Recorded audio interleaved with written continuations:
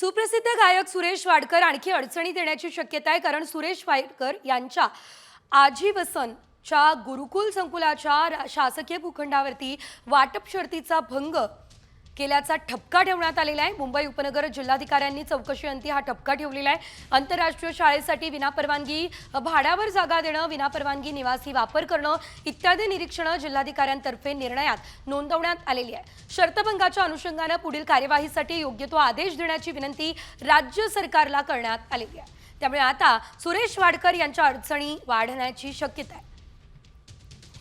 सुरेश वाडकरच्या प्रकरणामध्ये जी जागा त्यांना दिली होती त्यामध्ये काही शर्तभंग आहेत।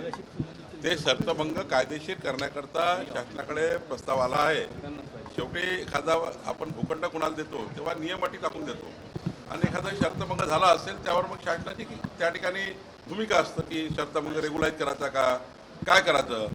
जी काही त्रुट्या असतील त्या त्रुट्या शासनाकडे पाठवतील तिथले जिल्हाधिकारी आणि त्यावर शासन निर्णय घेईल।